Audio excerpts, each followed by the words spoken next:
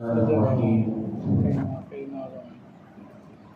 الحمد لله وحده والصلاة والسلام على من لا نبي بعده أما بعد فأعوذ بالله من الشيطان الرجيم بسم الله الرحمن الرحيم قل لتحاجوننا في الله وهو ربنا وربكم ولنا أعمالنا ولكم أعمالكم ونحن له مخلصون صدق الله العظيم رب اشرح لي صدري ويسر لي أمري واحلل عقدة من لساني يفقهوا قولي درود الشریف پڑھ لیجیے اللهم صل على سيدنا محمد وعلى آل سيدنا محمد وبارك وسلم یا رب صل وسلم دائما ابدا على حبیبک خیر الخلق کلہم۔ محترم بزرگوں اور دوستو، انسان کوئی بھی عمل کرے، وہ عمل چاہے عبادات سے متعلق ہو،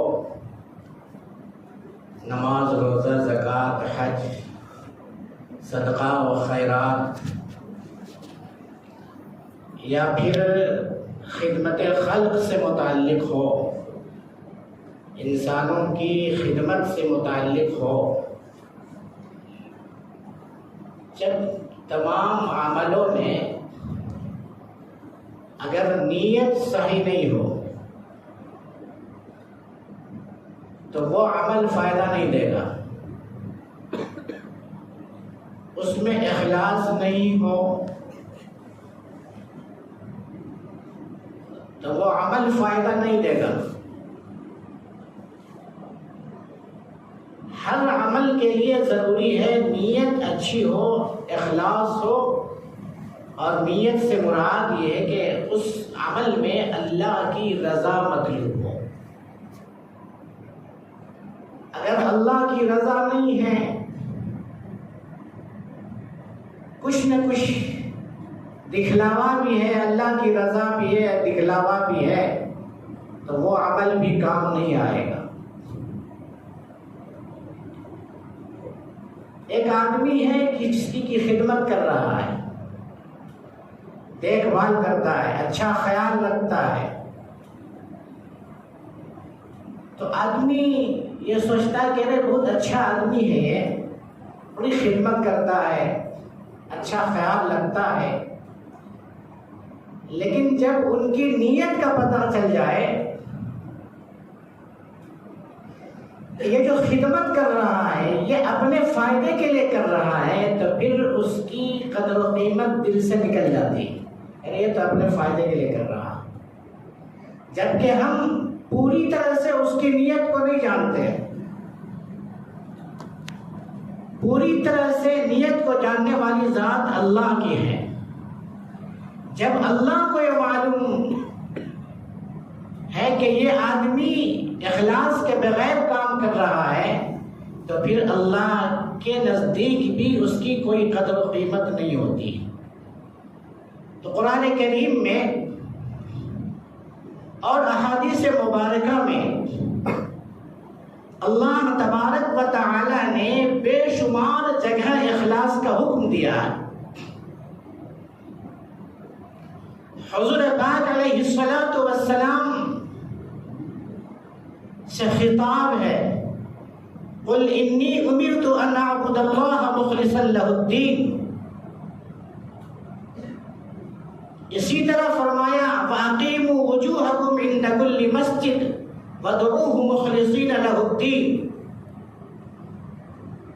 قل اتحاجوننا فی اللہ وهو ربنا وربکم ولنا اعمالنا ولکم اعمالکم ونحن لہ مخلصون۔ لن ینال اللہ لحومها ولا دماؤها ولکن ینالہ التقوی منکم۔ ان تمام آیتوں میں اخلاص کا حکم ہے۔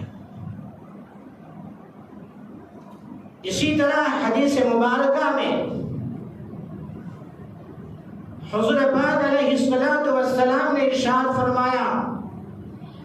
ان اللہ لا ينظر الى صورکم واموالکم ولكن ينظر الى قلوبکم واعمالکم. اللہ تمہاری صورتوں کی طرف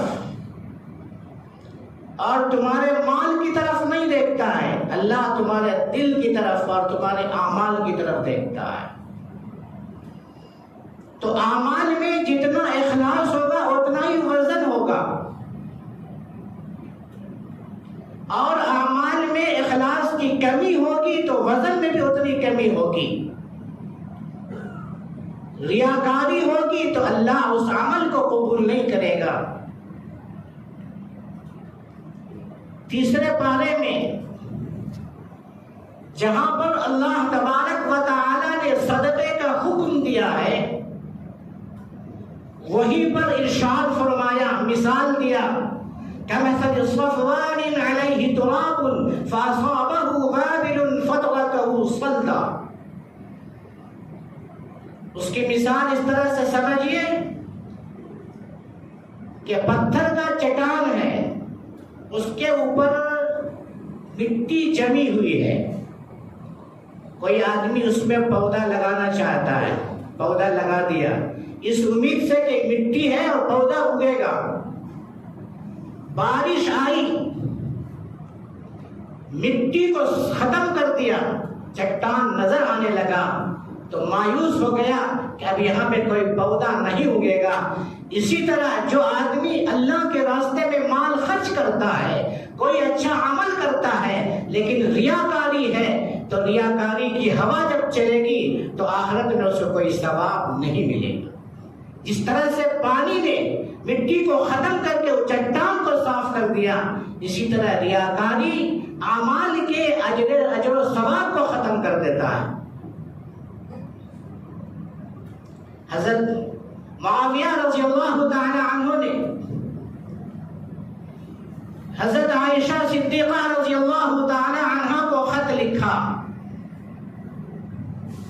پیغام بھیجایا کہ آپ مجھے کوئی ایک نصیحت کریں. تو حضرت عائشہ صدیقہ رضی اللہ تعالی عنہ نے حمد و صلات کے بعد، سلام مسنون کے بعد لکھا کہ اگر کوئی آدمی اللہ کی رضا کے خاطر کام کرتا ہے، عمل کرتا ہے، اور لوگوں کی ناراضگی کی پرواہ نہیں کرتا، اللہ کی رضا کے لیے کام کر رہا ہے اور لوگوں کی ناراضگی کا خیال نہیں رکھتا، پرواہ نہیں کرتا. مثال میں دوں، صاف مثال انداز میں دے دوں کہ کوئی مسجد کا خطیب اس ڈر سے بیان سود کے اوپر نہیں کر رہا ہے کہ کمیٹی کا ممبر سود خور ہے، شراب کے اوپر اس لیے بیان نہیں کر رہا ہے کہ کمیٹی کا ممبر شراب خور ہے، اگر بیان کر دے گا تو نکال دیے جائیں گے. یہ اگر ڈر ہے اور نہیں کر رہا ہے، لوگوں کا خیال کر رہا ہے، تو حضرت عائشہ صدیقہ رضی اللہ عنہا فرماتی ہے اللہ کی رضا کے لیے کام کرو گے اور لوگوں کی ناراضگی کا خیال نہیں کرو گے تو اللہ تمہارے لیے کافی ہے. اور تم اگر لوگوں سے ڈر کر کے کام کرو گے، اللہ کی ناراضگی کا خیال نہیں رکھو گے، تو اللہ تم کو معاشرے کے حوالے کر دے گا. جاؤ تم اس کے حوالے ہیں، اللہ تمہارے لیے کافی ہے، تم ذلیل ہو یا باعزت ہو. اسی طرح سے حکیم لقمان رحمت اللہ علیہ نے اپنے بیٹے کو نصیحت فرمائی کہ بیٹا اللہ سے ڈرتے رہنا، اور سنو تم یہ لوگوں میں ظاہر مت کرنا کہ میں ہی اللہ سے ڈرنے والا ہوں، تاکہ لوگ تمہاری عزت و اکرام کریں اور پھر تمہارا دل فاجر ہو، تمہارے دل میں اخلاص نہیں ہو. اس لیے ڈرتے رہنا اللہ سے. میرے دوستو، جب عمل میں اخلاص نہیں ہوتا ہے تو عمل چاہے بڑا سے بڑا ہو، اللہ کے نزدیک اس کی کوئی حیثیت نہیں ہے، اور عمل چھوٹا ہو لیکن اخلاص کے ساتھ کیا گیا ہو اللہ کے نزدیک اس کی بہت بڑی حیثیت ہے۔ ایک تابعی ہے شفیع اصبحی رحمۃ اللہ علیہ، وہ کہتے ہیں کہ ایک مرتبہ میں مدینہ آیا تو دیکھا کہ ایک صاحب ہیں اور ان کے آزو بازو ارد گرد کچھ لوگ بیٹھے ہوئے ہیں۔ میں نے پوچھا یہ کون صاحب ہے جو بیٹھے ہوئے ہیں؟ کہا یہ ابو ہریرہ رضی اللہ تعالیٰ عنہ، یعنی اس وقت رضی اللہ عنہ نہیں، ابو ہریرہ ہیں۔ وہ کہتے ہیں میں بھی گیا ان کے سامنے بیٹھا، دیکھا وہ حدیث بیان کر رہے ہیں۔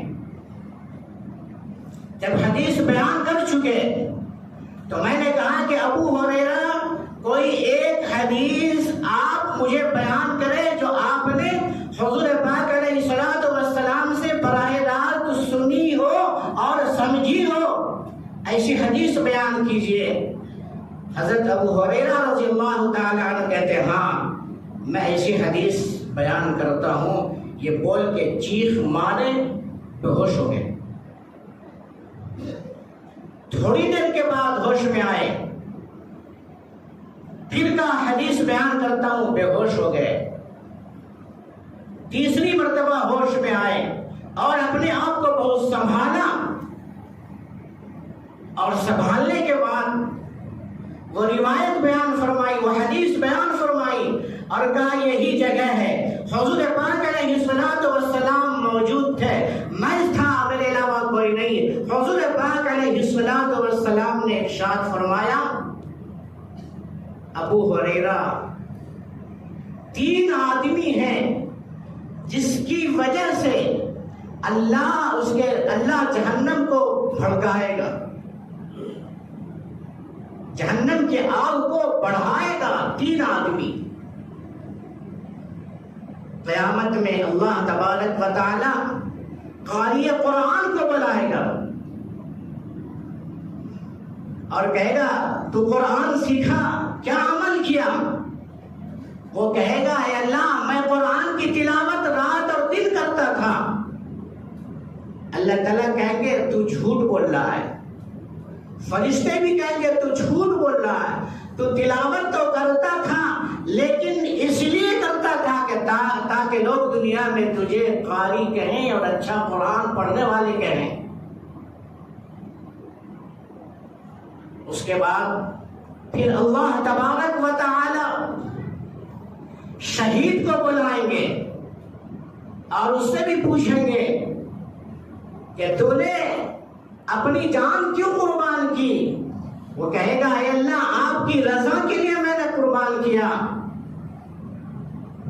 اللہ تعالیٰ کہیں گے نہیں تو جھوٹ بولتا ہے، فرشتے بھی کہیں گے تو جھوٹ بولتا ہے، تو نے اس لیے اپنی جان قربان کی کہ لوگ تجھے بہادر کہیں گے۔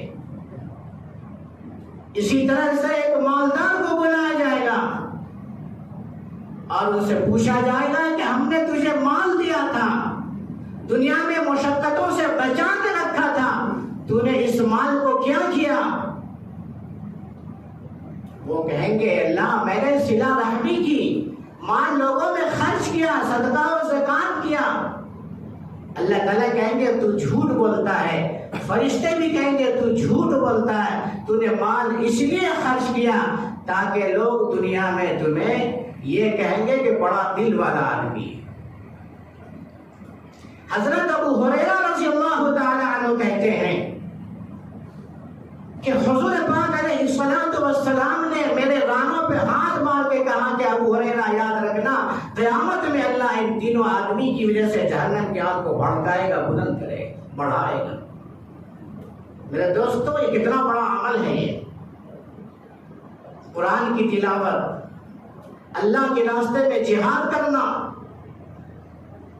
اور پھر مال کو خرچ کرنا، لیکن اخلاص نہیں ہے تو اللہ قبول نہیں کرے گا۔ دنیا میں فائدہ، جو آدمی لوگوں کے دکھانے کے لیے عمل کرتا ہے، قیامت کے دن اللہ تبارک و تعالی اعلان کروائے گا کہ جو آدمی دنیا میں دکھانے کے لیے عمل کیے تھے آج ثواب بھی انہی سے لے لو، اللہ ثواب دینے والا نہیں ہے۔ اس لیے میرے دوستو عمل کے وقت نیت اچھی ہو، اخلاص ہو۔ بزرگوں نے اور حدیث میں بھی ہے کہ نیت جیسی ہوگی موت ویسی آئے گی اور ویسے ہی اٹھائے جاؤ گے۔ مسلم شریف کی حدیث، اسی پر تمہیں اٹھایا جائے گا۔ بزرگوں نے حوالے کے ساتھ واقعہ لکھا حسن نیت اور بدنیتی کے اوپر۔ ایک منزل، ایک گھر ہے، 2 منزل ہے۔ اوپر کی منزل میں ایک بھائی رہتا، دوسری نیچے کی منزل میں ایک بھائی رہتا۔ اوپر کی منزل میں رہنے والا بھائی بڑا عبادت گزار، اطاعت و فرما بردار۔ نیچے کی منزل میں رہنے والا بھائی بہت ہی زیادہ عیاش اور نافرمان۔ اب اوپر والا جو بھائی ہے ہمیشہ اطاعت میں، عبادت میں لگا ہوا ہے۔ ایک مرتبہ خیال آیا کہ اتنے دنوں سے عبادت کر رہے ہیں، فرما برداری کر رہے ہیں، میرا نیچے والا بھائی بڑی عیاشی میں ہے، مست زندگی گزار رہا، چلو ہم بھی کچھ دن ذرا عیاشی کر لیں۔ کبھی شیطان بہکاتا ہے نا، اللہ تعالیٰ غفور الرحیم ہے، ارے چلو گناہ کر لو، توبہ کر لیں گے۔ لیکن یہ نہیں سوچتے موت کب آئے گی، یہ تو سوچتے چلو گناہ کر لیں گے، توبہ کریں گے، لیکن توبہ کی بھی توفیق ملتی ہے نہ ملتی وہ نہیں سوچتے۔ تو اس نے سوچا کہ چلو کچھ دن کے لیے عیاشی کر لیں، پھر توبہ کر لیں گے۔ وہ اوپر سے نیچے کی طرف آنے کا ارادہ کیا۔ نیچے والا بھائی جو عیاشی میں اور گناہگاری میں زندگی گزار رہا تھا، اس نے کہا کہ بھائی بڑی زمانہ ہو گیا، نافرمانی میں زندگی گزر رہی ہے، میرا بھائی کتنا اچھا ہے کہ اطاعت و فرما برداری عبادت والی زندگی گزار رہا ہے، چلو اب تو توبہ کر لیں، اب تو توبہ کر لیں۔ بڑی زندگی، لمبا زمانہ گزرا نافرمانی میں، اطاعت فرما بردار بھائی نیچے آ رہا ہے اور یہ گناہگار بھائی اوپر جا رہا ہے، دونوں کی ملاقات ہو گئی، دونوں سیڑھی پہ پھسلے اور دونوں دنیا سے رخصت ہو گئے۔ اب دیکھیے لمبی زندگی گزارا اطاعت و فرما برداری کے اوپر، موت کیسے آئی کہ چلو تھوڑا گناہ کر لیں، گناہگاری پہ موت آئی۔ اور جو گناہ کر رہا تھا نیت کر دیا چلو توبہ کر لیں، تو ہمیشہ لمبی زندگی نافرمانی پہ گزارا، نیت یہ تھی توبہ کر لیں، اور اس کی نیت یہ تھی کہ لمبی زندگی اطاعت و فرما برداری کی، اب تھوڑا گناہ کر لیں۔ اللہ نے اس کو معصیت کے اوپر، گناہ کے اوپر اٹھایا اور اس کو اطاعت و فرما برداری کے نام پر اٹھایا۔ اس لیے میرے دوستو جنید بغدادی رحمت اللہ علیہ بڑی قیمتی بات ارشاد فرمائے، اور جنید بغدادی ایسے جنید بغدادی نہیں بنے۔ جنید بغدادی رحمت اللہ علیہ بہت بڑے پہلوان تھے، پہلے کے پہلوانی کرتے تھے۔ ایک مرتبہ بادشاہ نے اعلان کیا، جنید بغدادی کیسے جنید بغدادی بنے وہ بتاتا ہوں۔ ایک مرتبہ بادشاہ نے اعلان کیا کہ کوئی ہے جو جنید بغدادی کا مقابلہ کرے کشتی میں۔ تاریخ طے کی گئی، مقررہ تاریخ میں میدان میں ایک آدمی پتلا دبلا 60 سال کا، گردن جھکی ہوئی، وہ آیا اور کہا کہ بادشاہ سلامت، جنید سے مقابلہ میں کروں گا۔ اب بادشاہ بھی سوچنے لگا 60 سال کا یہ بڈھا گردن جھکی ہوئی ہے، کیا مقابلہ کرے گا؟ لوگ بھی ہنس رہے تھے لیکن انکار نہیں کر سکتا، اس لیے کہ بادشاہ نے اعلان کیا۔ وہ آدمی میدان میں گیا، جنید بغدادی کے گردن پہ ہاتھ رکھا اور ان کے کان کو قریب کیا اپنے منہ سے اور کہا، جنید میں حضور کی اولاد میں سے ہوں، میں حضور کی اولاد میں سے ہوں، سلسلہ نسب میرا حضور سے ملتا ہے، 10 دن سے فاقہ ہے، 10 دن سے کچھ ہمارے بچے کھائے نہیں ہیں۔ آج تم کشتی میں ہار جاؤ، حضور کے نام پر، حضور کے اولاد کی نسبت کے نام پر ہار جاؤ، انعام مجھے مل جائے گا، میرے گھر کا مسئلہ حل ہو جائے گا۔ جنید نے سوچا اس سے بہتر اور کیا موقع ہے، تھوڑا سا ایسا داؤ دکھایا کہ جس طرح کشتی لڑتے ہیں۔ جنید گر گئے، وہ 60 سال کا بڈھا ان کے اوپر جیت کر سوار ہو کے بیٹھ گیا، جیت گیا بڈھا، جنید ہار گئے۔ رات میں حضور پاک علیہ السلام خواب میں آئے اور کہا جنید تو نے اپنی شہرت کو، اپنی طاقت کو، جو پورے علاقے میں تمہاری شہرت تھی، طاقت تھی، آج میرے اولاد کی نسبت پر تم نے اس کو قربان کر دیا، جاؤ آج سے تم اللہ کے ولی میں شامل ہو گئے۔ یہ جنید بغدادی رحمت اللہ علیہ ارشاد فرماتے ہیں، وہ کہتے ہیں کہ دیکھو آدم علیہ السلام جیسے تم فقر تندرستی لے آؤ، عیسیٰ علیہ السلام کی طرح تم زہد لے کر کے آ جاؤ۔ زہد کے معنی آتے ہیں دنیا سے بے رغبت، جو کچھ ملا اس پہ قناعت کر جانا۔